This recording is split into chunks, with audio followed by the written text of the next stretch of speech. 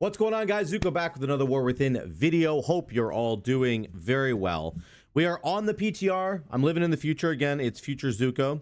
We're going to talk about some talents for Resto Shaman that I haven't fully covered yet. In particular, Coalescing Water, which wasn't on the talent tree until more recently. It's just kind of showed up. We've known about this talent for a little while. It just wasn't testable in my understanding. And now it's here. I can actually look at it in game. Look at the numbers, give you guys a sense for how good it is and what it's all about. We're going to look at Reactive Warding as well. The first thing I do want to say about Coalescing Water is that I think it's going to help you to play a Farseer Resto Shaman playstyle over a totemic one. This talent really does, I think, encourage you to play that Farseer style, because let's just see what it says. Chain Heal's mana cost, first of all, is reduced by 10%. And in the Farseer build, you actually cast Chain Heal much more often than you do in the totemic version of Resto Shaman. Because in the totemic version of Resto Shaman, your Healing Stream Totems and Healing Tide and Cloudburst Totem, Mana Tide, they all cast a free Chain Heal for you. So you end up getting a lot of free Chain Heals from your totems, which doesn't mean that you don't have to cast Chain Heal at all. So this is, I think, straight up much better for Farseer, where with Farseer, you get out your ancestors and then you cast your Chain Heal and they cast it as well, right? So you get that extra bonus, but you have to actually cast the spell yourself. So the cost for Chain Heal is down by 10%, which is really good. It was 140,000 mana and it's down to 126,000 mana, which is massive, okay? Chain Heal increases the initial heal of your next Riptide by 75%. Which is very good. So this can stack twice. Now, if you just press Chain Heal, there's once I got one stack of it. So my Riptide now, the initial part of my Riptide heals for 313,000. My Healing Surge is only 314,000. If I press another Chain Heal, my Riptide now does 447,000. And then an additional 89 over. And then my Healing Surge still only does 314. So you can make Riptide hit harder than Healing Surge. Much harder. So again, why is Riptide's a main function of the Farseer tree with Elemental Reverb, giving you additional charge of Riptide, giving it more healing. Your ancestors, whenever you heal with Riptide, they're going to heal with Healing Surge, which is an incredibly efficient transfer there, right? I'm pressing Riptide, which is a very cheap spell. Both my ancestors, if they're up, they're going to cast Healing Surge, which is that's just a massive difference. So I do want to say really quickly that the Farseer tree is something that I've been playing in Mythic Plus and Raid. As I said before, this is my score right now. I've been using this exclusively in Mythic Plus keys and in Raid, and we're on Mythic Raid now. We got AOTC last week with Queen Ansarak. We killed Mythic Ulgrax. We almost killed Bloodbound last week. Actually, we might kill him tonight. My Mythic Plus scores are here. I've done a bunch of 311s there and then a bunch of 10s. We're kind of working our way up. So I just want to say that the Farseer build does work. It actually does work. And I think that this new talent is actually going to provide an enormous amount of extra healing. And I just ran into the chain. Oh my god, I'm still on the chain. Hello. It's going to provide a bunch of extra healing for that build in particular, because the totemic build basically doesn't cast Chain Heal. It's very rare that you're going to cast Chain Heal.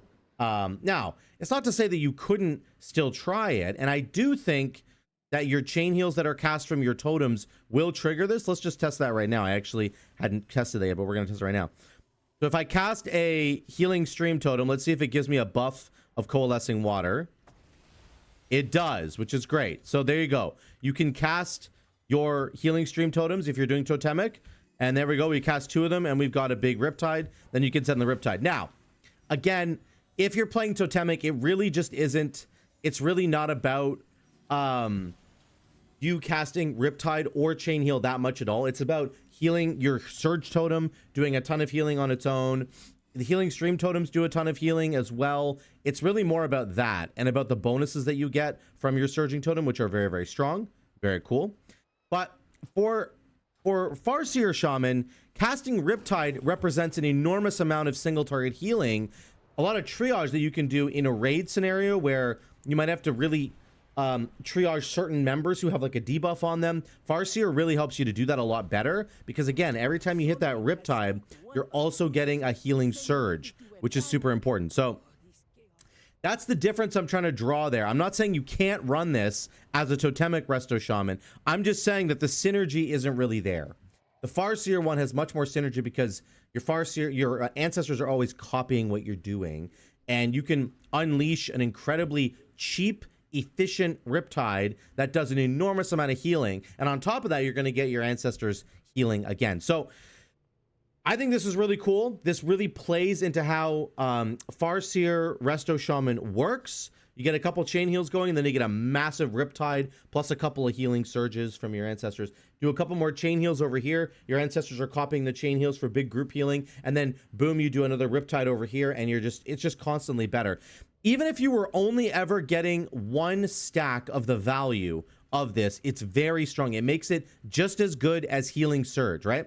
If I cast chain heal, I have one stack of this Riptide buff. Let's say I don't have time to cast another chain heal. I need to instantly Riptide somebody for big healing. It's going to hit them as hard as a healing surge does, right? Plus it can trigger ascendance if you're running deeply rooted, which you typically are going to be with the ancestors, right? So, you know, you could do a really big burst cooldown, which I often do in keys, which is like Ancestral Swiftness plus Unleash Life. Then I go chain heal. They're going to chain heal as well. Another chain heal. Now we have a big Riptide there, and then I could go chain heal and do a chain heal into another big Riptide. Boom. That's an enormous amount of healing that we just did there, right? We'll get hold on, let me get some combat going so I can actually show you this. There's a heal there. We'll go chain heal, do the Riptide, and then we'll go chain heal, do another chain heal, and then we'll do the Riptide. And you can see that the Riptides themselves just start hitting really, really hard. That's a 700k Riptide that I got, the immediate one. That was just a normal hit. My stats are terrible, right, on the PTR. On the live server, I have like 40% crit almost, or 35, and then like 20% haste. So again, I just think this is going to be really good. I think it plays very well into the Farseer playstyle. I think it's something that we're going to really, we're going to see played a lot. Also, one of the most important things about this talent that, you know, regardless of whether you're Farseer or Totemic, is that it's a 1-point talent that gets you down to High Tide. Right now, we only have 2-point talent that get us down there. We have Wave Speaker's Blessing or Ancestral Awakening. So you can actually just spend one talent to get down to High Tide, and then you can put a talent somewhere else. Right? Let's say you don't have Reactive Warding. You basically have 2 free talents here. You could go 2 points into Ancestral Awakening. If you're doing more of a totemic build, you probably have like Wellspring. Let's say you're in Mythic Plus and you're doing a totemic Mythic Plus build. You could get rid of the deeply rooted. You get rid of the Reactive Warding stuff. You have 1 point into Coalescing, which gets you down to High Tide. You have this here, and then you could grab really whatever else you want. You've got Downpour. You could get the Improved Earth Living. You don't need Improved Earth Living. You could go Reactive Warding instead of Improved. Like, you have options now, in my opinion. If you're going more of a Farseer style, I think you're going to want to go Coalescing plus Reactive Warding. I think that's a really good combo. I'll talk about Reactive Warding in a second, but there are options now because you can get to High Tide with 1 talent point instead of 2. It actually opens up a huge range of possibilities, in my opinion, which is really cool. I think that's really cool. And it's gonna be just great for Resto Shaman. Now, Reactive Warding, what's happening to Reactive Warding? Well, it's getting an additional line of text at the very bottom. It says, additionally, Earth Shield and Water Shield can consume charges 1 second faster. What does that mean? Let's look at Earth Shield here. If we look at Earth Shield on the text here, it says, this heal can only occur once every 3 seconds. Right? So protects the target, increasing healing on them, healing them for a certain amount. This heal can only occur once every 3 seconds. So you're limited in terms of how often Earth Shield can proc. Now, if you take Reactive Warding, it's going to shave 1 second off of that restriction. So now it says this heal can only occur once every 2 seconds. That may not sound like an enormous amount, 3 seconds to 2, but that's actually 33% more uptime on the procs of Earth Shield. Your Earth Shield is going to be proccing 33% more often, which is really strong. Okay? Instead of every 3 seconds, it's every 2 seconds. That's a 33% increase in the amount of procs that Earthshield's going to get. Now, why does that matter? Well, it's because of how reactive warding works. You want the enemy to consume Earthshield charges on your tank and on you, but it's mostly on your tank, as quickly as possible, because that means you can get lower and lower and lower and lower, and then you can smack them with another Earthshield, a refresh, and that's going to heal them. For right now, it's 80,000. On my live game, I think it's 100,000, because again, my item level is lower here.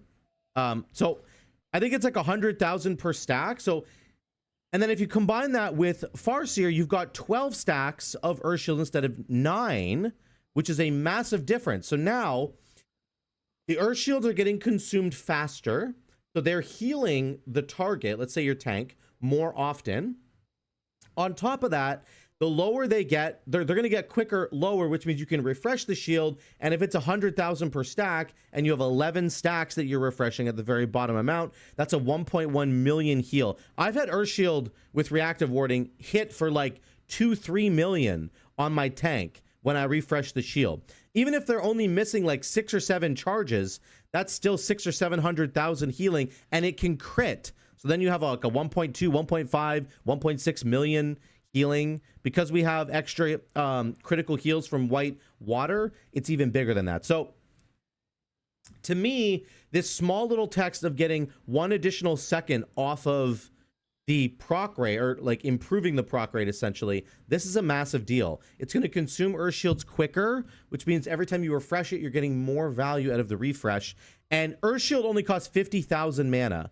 And my other spells, like Healing Surge, is 110,000. So imagine Healing Surge hits for 314,000 healing right now. If it crits, it's like 700k. Okay, my Healing Surge crit is 700k basically. Okay, if I have 11 stacks of Earthshield to put on somebody and it crits, again, it's like going to be 100,000 with reactive warding. It's like a 3 mil, as I said, like a 3 mil heal. So the difference is so huge, and the cost is literally half. It's actually more than half. It's like 60% less mana to cast Earthshield on somebody than to cast Healing Surge on them. So again, we're talking about efficiencies, things like lots of Riptide synergy, getting less mana cost from Coalescing Water on your chain heal, using Earthshield as a massive single target heal for your tank versus Healing Surge. Not that you can't use Healing Surge. I'm just talking about how this all kind of fits together, right? This creates a package of healing that is very, very strong in basically any situation that you want it to be. In particular, it's strong on single target healing because you're going to be dumping big Riptides on allies. Your ancestors are going to copy that with their own Healing Surges. You can buff. You're going to be having a buffed up Earthshield that's going to proc more often, which is going to heal more often, and it's going to get lower quicker, which means you can refresh it and get much, much bigger Earthshield heals for your tank, especially. Right now, tank healing is probably one of the most important things. In my experience, doing some of these higher keys, the tanks are just getting absolutely wrecked. So if you're not taking care of them, it's kind of dangerous. And then the final piece of the puzzle, of course, is that the pathing has changed here now. So you only have to put 1 point into Coalescing Water. That frees you up to take maybe Ancestral Awakening. Maybe you want Primal Tidal Core. Maybe you want Downpour. Maybe you want to get a Riptide build going with Undercurrent and get a couple of points over here. You could drop Reactive Warding if you really wanted to, but I just think it all fits really well together right now. And I'm really excited to see how this ends up shaping up in 11.0.5. This is happening very soon. This is in a couple of weeks now. At the end of October, it was announced on Wowhead the other day that this is coming at the end of October. So just be ready for that. And I think that these changes are going to make Resto Shaman even better than they are right now. In particular, the Farseer build, which is the more neglected build between Totemic and Farseer. So let me know what you guys think in the comments down below. I really think that this is going to be fun. I think that these small changes represent actually a big bonus for a Farseer Resto Shaman build. And I would love to hear what your comments are in it down below. So let me know what you think. Thank you so much again for watching. I love you guys. I'll see you in the next one.